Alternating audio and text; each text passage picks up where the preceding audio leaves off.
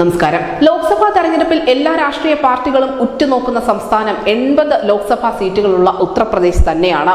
ഉത്തർപ്രദേശ് പിടിച്ചാൽ ദില്ലി പിടിക്കാം എന്നുള്ള ഒരു തത്വത്തെ അടിസ്ഥാനമാക്കിക്കൊണ്ടാണ് എല്ലാ രാഷ്ട്രീയ പാർട്ടികളും ഉത്തർപ്രദേശിലെ ലോക്സഭാ തെരഞ്ഞെടുപ്പിന് മുന്നിട്ടിറങ്ങുന്നത്.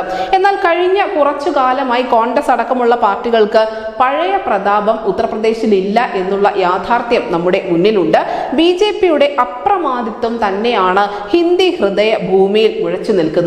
എന്നിരുന്നാലും BJP അവിടെ കരുതലോടുകൂടി തന്നെയാണ് ഓരോ ചുവടും വെക്കുന്നത്. കാരണം ഇത്രയധികം സർവേകളും പ്രവചനങ്ങളും മറ്റും BJPക്ക് അനുകൂലമായി UPയെ പറയുന്നുണ്ട്. അല്ലെങ്കിൽ UPയിൽ BJP പഴയതിലും 2019 കൂടുതൽ സീറ്റ് നേടുമെന്നൊക്കെ പറയുന്നുണ്ട് എങ്കിൽ പോലും BJP വളരെ കരുതലോടുകൂടി തന്നെയാണ് ഉത്തർപ്രദേശിൽ മുന്നോട്ട് നീങ്ങുന്നത്.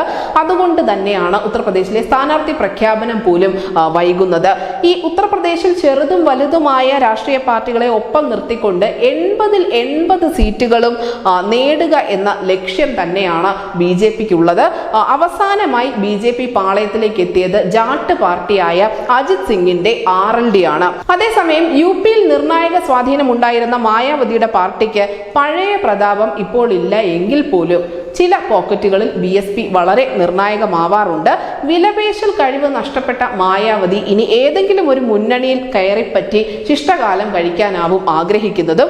ഇപ്പോഴിതാ മായാവതിയുടെ വിശ്വസ്തരും കേന്ദ്ര നേതൃത്വത്തിന്റെ പ്രതിനിധികളും തമ്മിൽ രഹസ്യ ചർച്ച നടന്നുവെന്ന് ഉത്തർപ്രദേശിൽ നിന്നുള്ള പ്രാദേശിക മാധ്യമങ്ങൾ റിപ്പോർട്ട് ചെയ്യുന്നുണ്ട്. മൂന്നാം വട്ടവും മോദി അധികാരത്തിലെത്തുമ്പോൾ മായാവതിക്ക് ഉചിതമായ ഒരു സ്ഥാനം തന്നെ നൽകിയേക്കും.